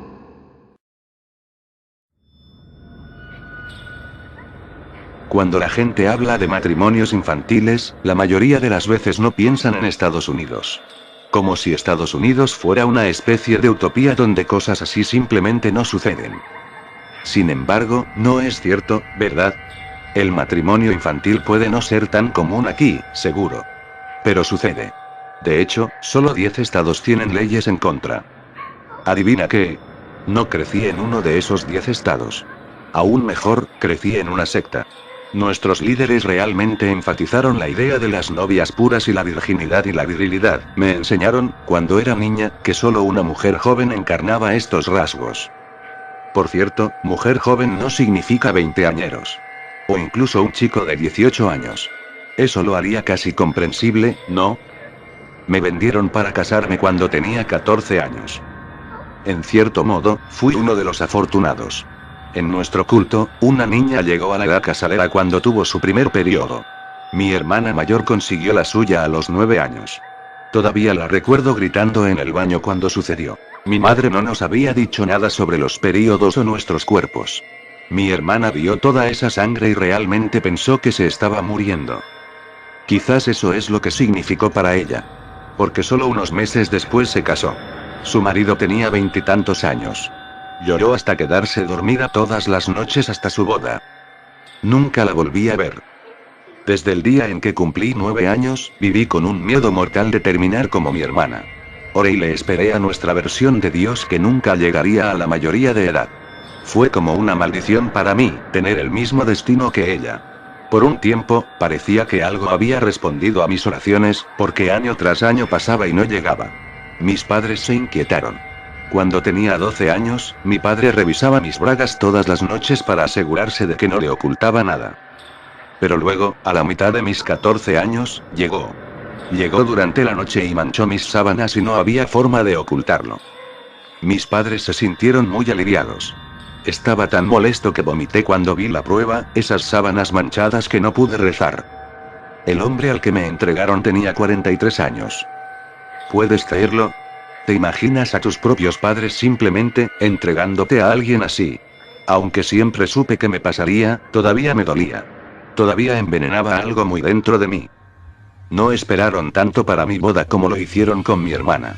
Aparentemente, mi futuro esposo tenía prisa porque nos casamos solo un mes después. No te aburriré con detalles sobre mi boda, o la primera vez que conozco a mi esposo, o el viaje a nuestro nuevo hogar. Tuve que ser arrastrada al auto, pateando y gritando. En cambio, les diré esto. Todo cambió en el balcón. Una vez que me llevó a casa, me acompañó al dormitorio principal y, afortunadamente, me dejó allí solo durante varias horas. Me dijo que no quería nada más que atenderme de la forma en que debería hacerlo un marido adecuado, y todos sabemos lo que eso significa, ¿no? Pero que primero tenía que ocuparse de algunos asuntos. Antes de salir de la habitación, y cerrarla con llave por si acaso, me dijo que me vistiera con la lencería que me había dejado en la cama. Lo miré con disgusto antes de tirarlo al suelo y salir al balcón que descubrí detrás de unas gruesas cortinas del suelo al techo. Mis padres deben haberse sentido orgullosos de casarme con alguien tan rico. La noche estaba helada y había una ligera nevada que cubría lentamente el suelo. Brevemente, consideré arrojarme por la cornisa, pero tenía demasiado miedo. Pensé que había una pequeña posibilidad de que pudiera sobrevivir, y no quería pensar en lo que podría sucederme si lo hacía. Había decidido volver a entrar y estaba a medio camino de la puerta cuando escuché algo detrás de mí. Curioso, y no un poco asustado, me di la vuelta. Lo que estaba sentado en la barandilla del balcón era extraño. Estaba posado allí sobre sus patas traseras como un animal. Sus brazos bajaron hasta el suelo del balcón. Eran tan largos que pensé que podrían alcanzarme a través del balcón donde estaba. Cada brazo terminaba en una garra que parecía lo suficientemente afilada como para cortar cuero. Su cuerpo era delgado, tanto que me pregunté cómo no se deshacía simplemente. Se balanceaba con la brisa y sus pies, bueno, su otro par de garras, supongo, apretaron su agarre en el balcón. La piel de su cara estaba seca y arrugada. De hecho, parecía casi descompuesto, como si fuera una especie de momia. Su boca no era más que una acumulación de carne apiñada que tiraba y tiraba cada vez que estiraba su mandíbula. Sus ojos eran enormes, del tamaño de pelotas de béisbol, y totalmente blancos. Me miró distraídamente y yo le devolví la mirada. Lo último que noté fue su garganta. En realidad, no había mucho que notar allí, excepto que tenía una pequeña hendidura que pulsaba con cada respiración que tomaba. Me pregunté para qué servía. La cosa abrió la boca y la dejó abierta por un segundo, dándome la oportunidad de contar sus diminutos y afilados fragmentos de dientes. Inclinó la cabeza hacia un lado y me preguntó, ¿por qué lloras? Me llevé las yemas de los dedos a la mejilla con sorpresa. No me di cuenta de que había comenzado a llorar de nuevo. Porque, mis padres me obligaron a casarme con alguien con quien no quiero, y tengo miedo y quiero irme a casa. Mi voz se quebró en ese último momento. Para ser sincero, no estaba realmente seguro de querer ir a casa después de todo, pero sabía que al menos no quería estar más aquí, en una casa desconocida con un hombre desconocido que tenía cualquier cosa menos intenciones desconocidas. La criatura parpadeó sorprendida. ¿Matrimonio? Eres solo un niño. ¿Cómo puede ser esto? Enterré mi cara en mis manos ante eso y lloré más fuerte. Escucharlo en voz alta así de alguna manera empeoró todo. Hizo todo más real. Escuché un sonido de raspado y miré hacia arriba para ver a la criatura encorvada frente a mí. Incluso en cuclillas sobre sus patas traseras, era más alto que yo. Extendió la mano y pasó la punta de su garra por mi mejilla muy suavemente. No llores, pequeña, decía. Dejé de llorar, más por el shock que por cualquier otra cosa. Por un segundo me pregunté si debería tenerle miedo. No me dio suficiente tiempo para tomar una decisión. ¿Cuál es su nombre?, preguntó. Mary. Así es, como la Virgen Madre. Hilarante, ¿verdad? Como una broma, no lo dejé pasar hasta que fue demasiado tarde. María. Asintió para sí mismo y retiró la mano. Su garra había sacado un poco de sangre de mi mejilla. No me había dado cuenta. María. No llores más. Te ayudaré. Vas a. Lloré. Un estallido de alegría inundó mi pecho. Rápidamente se convirtió en hielo cuando la criatura se volvió para irse. Se subió a la barandilla del balcón y corrí tras él. Oye, espera, ¿a dónde vas? ¿No me vas a ayudar? Me miró y sus ojos parecían casi tristes. A tiempo. Primero necesito algo de ti. ¿Qué deseas? Te daré cualquier cosa. Estaba sin aliento de miedo. No quería que se fuera, todavía no. Necesito tu odio. Cuando tengas suficiente, puedo ayudarte. Sentí que mi corazón se hundía a través de las tablas del suelo. Odiaba. Odiaba mucho. Odiaba a mis padres y al hombre de la otra habitación y a todos los demás que vieron mi farsa de matrimonio y no hicieron nada para detenerlo. Tenía tanto odio y, sin embargo, no era suficiente. Estaba tan seguro en ese momento que nunca sería suficiente. ¿Qué te llamo? Yo pregunté. Parpadeó lentamente, luego dijo, tuyo. ¿Puedes llamarme tuyo? Porque eso es lo que soy. Con eso, se arrastró por el balcón y desapareció en la noche, la nieve y el silencio. Y una vez más me quedé completamente solo. Estaba sentada en el suelo del balcón, medio cubierta de nieve cuando regresó. Me arrastró de regreso al interior con disgusto, furioso porque me había negado a usar la lencería que había elegido para mí. Me golpeó, me arrancó la ropa y me obligó a ponérmela frente a él mientras yo sollozaba. Tú y yo sabemos lo que pasó a continuación. Es una historia que muchas mujeres han contado a lo largo de la historia y todas la han contado mejor que yo. Así que espero que me perdone por omitir los detalles de la siguiente parte. Al día siguiente me desperté cubierto de sangre y hematomas. Me envió abajo para hacer su desayuno. Apenas podía caminar. En ese momento, lo odié. Pero supongo que no lo odié lo suficiente, porque el tuyo no volvió. No volvió hasta un mes después. Mi esposo me trataba como a una esclava, me hacía hacer todas las tareas del hogar y cocinar durante el día. Y luego me violaba y golpeaba durante la noche hasta que había sangre en mi orina y me dolía sentarme. Una noche, accidentalmente cociné demasiado la cena. No se quemó, simplemente se dejó en la estufa durante unos segundos de más. Me golpeó hasta que vomité, y me obligó a limpiarlo. Me encerró en el balcón y me hizo dormir afuera en la nieve. Y lo odiaba. Oh, lo odiaba tanto. La tuya me llegó esa noche en el balcón. Si no hubiera sido así, probablemente habría muerto de frío. Se enroscaba alrededor de mi cuerpo y me mantenía caliente, era sorprendentemente cálido, ya sabes, para lo que fuera. Me susurró garantías y me abrazó mientras dormía. No vi el tuyo durante unos meses después de eso. Los días transcurrían con relativa monotonía. No fue hasta unos 6 meses después de casarnos que me di cuenta de que algo andaba mal. Es gracioso de una forma lúgubre. Él fue quien lo descubrió. Estaba vomitando una mañana y entró al baño. ¿Cuándo fue la última vez que tuvo su periodo?, preguntó. No habían pasado más de 2 meses y se lo dije. Estúpido como era, ni siquiera me di cuenta de que deberías tener uno cada mes. Lo sabía. Sus ojos estaban prácticamente brillando de emoción mientras se movía detrás de mí y serpenteaba con sus brazos alrededor de mi vientre, acariciándolo en el camino. Reprimí las ganas de vomitar de nuevo. Estás embarazada. Vas a tener a mi bebé. Estaba absolutamente eufórico. Estaba temblando de terror. ¿Un bebé? Yo. No sabía mucho sobre tener bebés, pero sabía que no era agradable. Te dolía y te enfermaba y al final tenías que encargarte de la cosa y cómo iba a hacer todo eso. Cuando se fue a trabajar, me dejé caer al suelo y lloré. Lloré durante una hora completa antes de lograr levantarme y hacer mis tareas. Esa noche esperé en el balcón. Esa noche, llegó la tuya. Se sentó allí desde su posición en el balcón, mirándome. Mis ojos y mi pecho estaban vacíos. Lo odio. Realmente lo odio, dije. ¿Vos sí? Dijo el tuyo. Asentí. Me hizo señas. Acércate. Se estiró y arrastró una garra por mi mejilla, mirándome. Sus ojos sostuvieron los míos durante un largo minuto antes de negar con la cabeza. No. No es suficiente. Grité cuando su garra se cayó. ¿Cuándo será suficiente?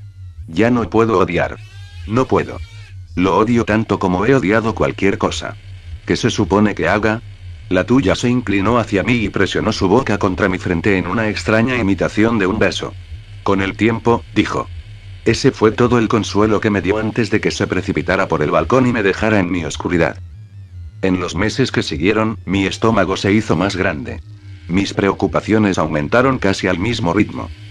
Mi esposo no me llevaría a ver a un médico. Me dijo que tendría un parto en casa. No me conseguía ningún medicamento. No quiso decirme qué se suponía que debía hacer para mantener al bebé sano. No sabía nada sobre mi propio embarazo. Peor aún, seguía preocupándome por lo que vendría después del parto. ¿Y si fuera una niña? Mira, si fuera un niño, no tendría que estar tan preocupado. A los niños se les permitió ir a la escuela. Se les permitió elegir a sus esposas. Se les permitió entrar y salir cuando quisieran. Pero no chicas. ¿Y si tuviera una hija? Me preguntaba qué le haría a mi marido. ¿Cómo la miraría? Si él la tocara. Pensé en casarla con alguien que le doblaba la edad. Pensé en no volver a verla nunca, como nunca volvería a ver a mi hermana. Pensé mucho en eso. Estaba sentada en el suelo del balcón, medio cubierta de nieve cuando regresó. Me arrastró de regreso al interior con disgusto, furioso porque me había negado a usar la lencería que había elegido para mí. Me golpeó, me arrancó la ropa y me obligó a ponérmela frente a él mientras yo sollozaba. Tú y yo sabemos lo que pasó a continuación. Es una historia que muchas mujeres han contado a lo largo de la historia y todas la han contado mejor que yo. Así que espero que me perdone por omitir los detalles de la siguiente parte. Al día siguiente me desperté cubierto de sangre y hematomas. Me envió abajo para hacer su desayuno. Apenas podía caminar. En ese momento, lo odié. Pero supongo que no lo odié lo suficiente, porque el tuyo no volvió. No volvió hasta un mes después. Mi esposo me trataba como a una esclava, me hacía hacer todas las tareas del hogar y cocinar durante el día. Y luego me violaba y golpeaba durante la noche hasta que había sangre en mi orina y me dolía sentarme. Una noche, accidentalmente cociné demasiado la cena. No se quemó, simplemente se dejó en la estufa durante unos segundos de más. Me golpeó hasta que vomité, y me obligó a limpiarlo. Me encerró en el balcón y me hizo dormir afuera en la nieve. Y lo odiaba. Oh, lo odiaba tanto. La tuya me llegó esa noche en el balcón. Si no hubiera sido así, probablemente habría muerto de frío. Se enroscaba alrededor de mi cuerpo y me mantenía caliente, era sorprendentemente cálido, ya sabes, para lo que fuera. Me susurró garantías y me abrazó mientras dormía. No vi el tuyo durante unos meses después de eso. Los días transcurrían con relativa monotonía. No fue hasta unos 6 meses después de casarnos que me di cuenta de que algo andaba mal. Es gracioso de una forma lúgubre. Él fue quien lo descubrió.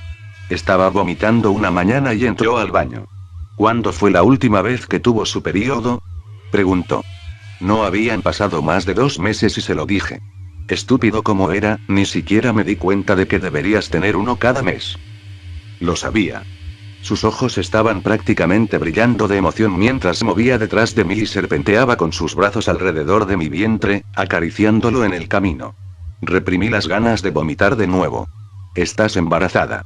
Vas a tener a mi bebé. Estaba absolutamente eufórico. Estaba temblando de terror. ¿Un bebé? Yo. No sabía mucho sobre tener bebés, pero sabía que no era agradable. Te dolía y te enfermaba y al final tenías que encargarte de la cosa y cómo iba a hacer todo eso. Cuando se fue a trabajar, me dejé caer al suelo y lloré. Lloré durante una hora completa antes de lograr levantarme y hacer mis tareas. Esa noche esperé en el balcón. Esa noche, llegó la tuya. Se sentó allí desde su posición en el balcón, mirándome. Mis ojos y mi pecho estaban vacíos. Lo odio. Realmente lo odio, dije. ¿Vos sí? Dijo el tuyo. Asentí. Me hizo señas. Acércate. Se estiró y arrastró una garra por mi mejilla, mirándome.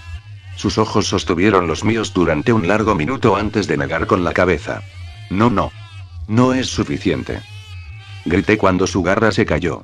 ¿Cuándo será suficiente? Ya no puedo odiar. No puedo. Lo odio tanto como he odiado cualquier cosa. ¿Qué se supone que haga?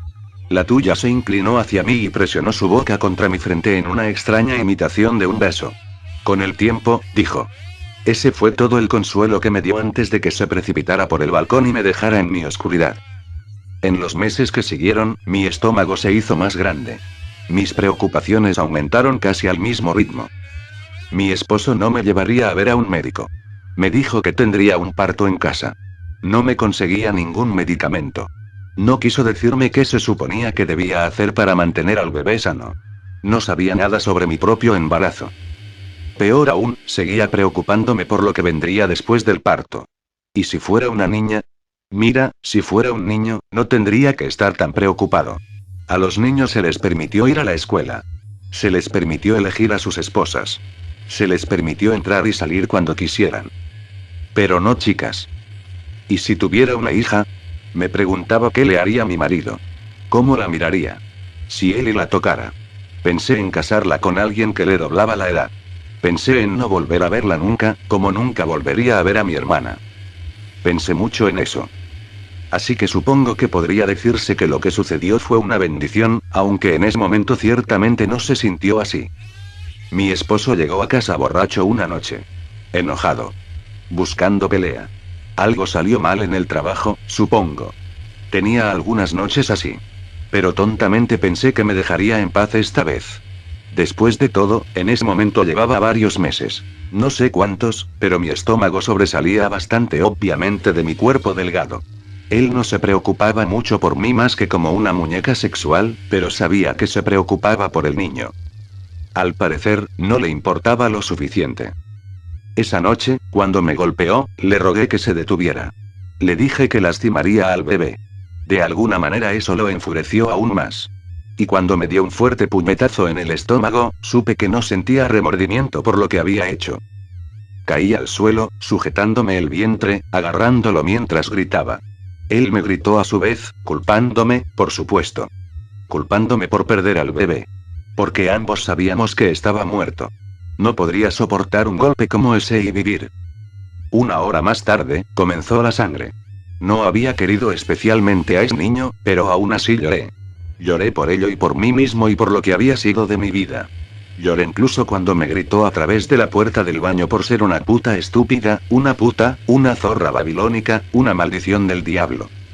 Una vez que terminó con sus gritos, tropezó con su cama y colapsó en un sueño ebrio.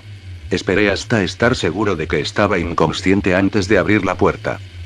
Me arrastré hacia el balcón, un rastro de sangre siguiéndome. Me derrumbé en el suelo del balcón, mirando a la luna, queriendo maldecirla como si me hubieran maldecido. Me senté de rodillas y le grité al cielo, tratando de derramar todo el odio, la rabia y la ira. En cambio, lo hice crecer cada vez más y más. El tuyo apareció sobre la barandilla del balcón.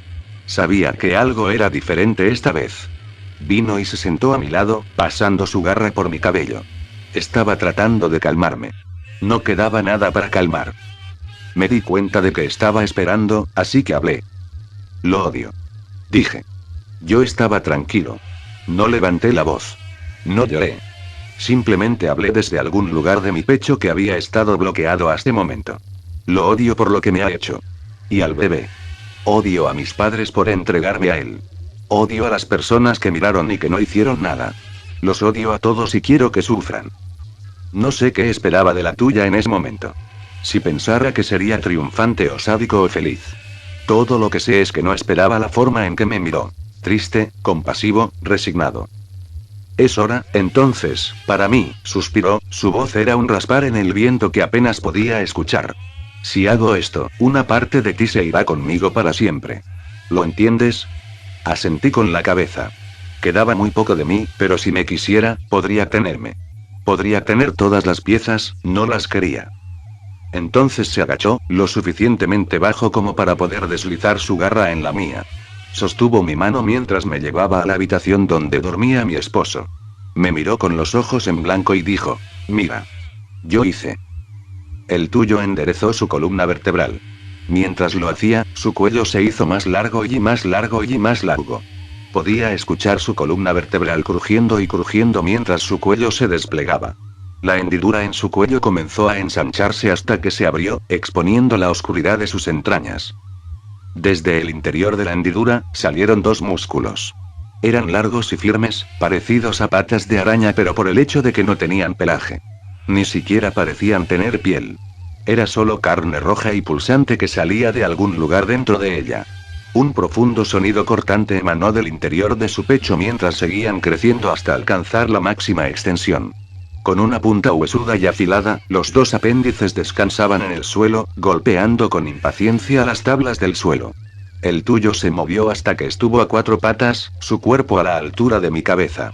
Avanzó a un ritmo dolorosamente lento, acercándose a la cama donde dormía mi esposo. Noté que tenía los ojos cerrados y usó los apéndices de su garganta para palpar alrededor de la cama hasta que encontró su carne. Una vez que tuvo un sentido de dónde estaba mi esposo, sus garras se adelantaron. Uno agarró a mi esposo cerca de su clavícula, el otro agarró su pelvis. El tuyo se inclinó hacia adelante y todo quedó en silencio por un momento. Luego, tiró. Se arrancó las garras con fuerza, tan fuerte que el cuerpo de mi marido se partió por la mitad. Para cuando se despertó y comenzó a gritar, ya estaba dividido en dos partes, sus órganos internos se derramaban entre ellas. Sus gritos de agonía pronto fueron ahogados por la sangre que llenaba su garganta. Mientras aceleraba hacia la muerte, los extraños músculos que se extendían desde la garganta de Jules comenzaron a peinar sus órganos, separándolos y llevándolos de vuelta a las fauces de su cuello.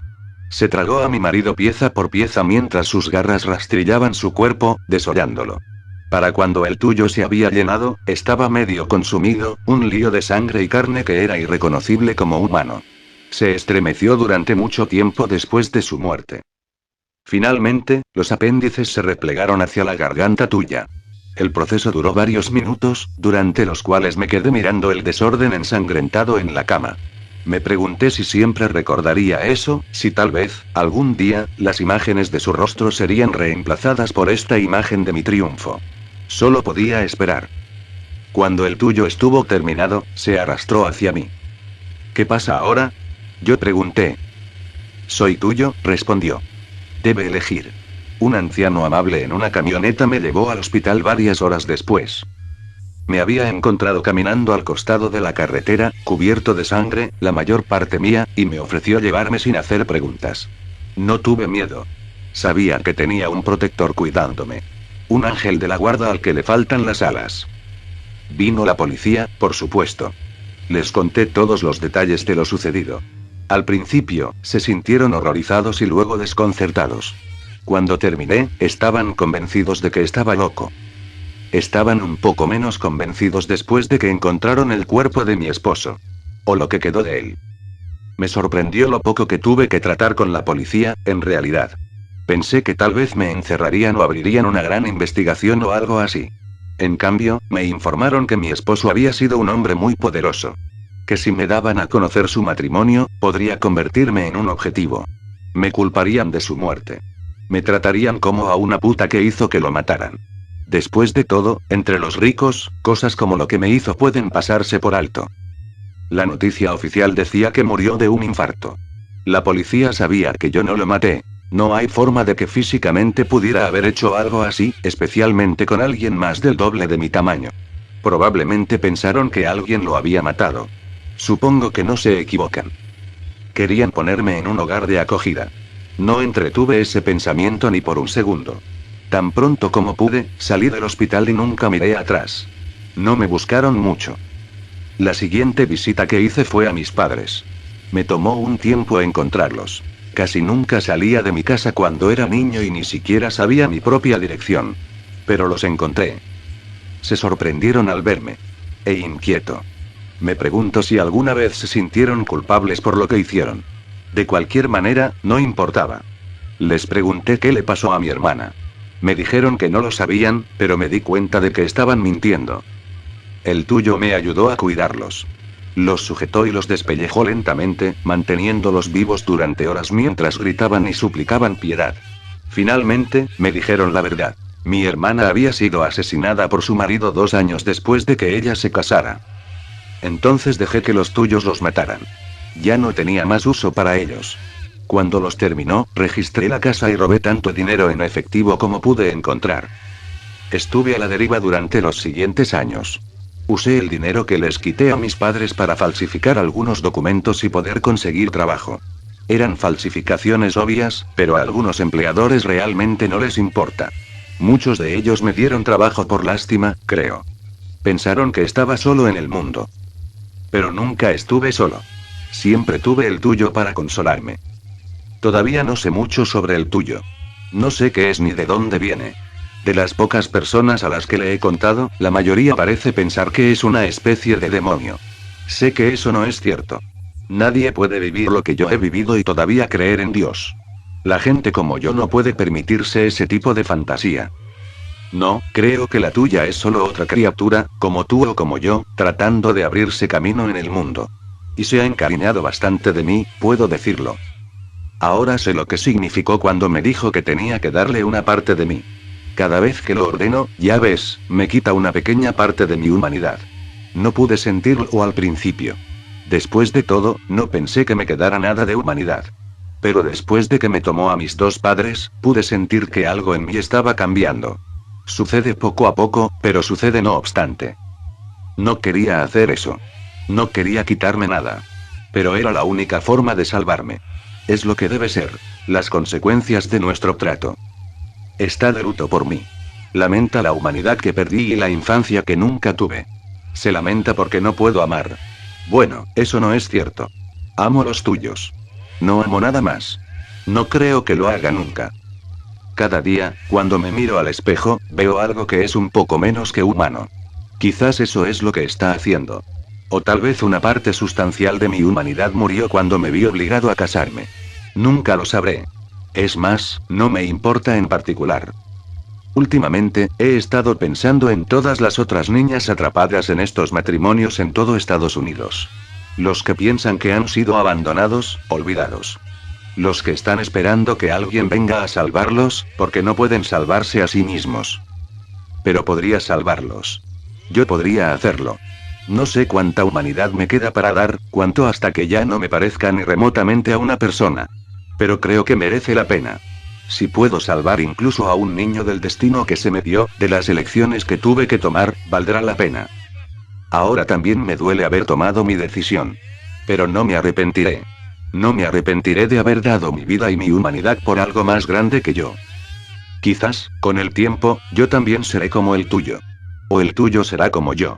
Solo espero que se quede conmigo para no tener que hacerlo solo. Sí, eso es lo que debo hacer. Estoy lista ahora. ¿Lo estás?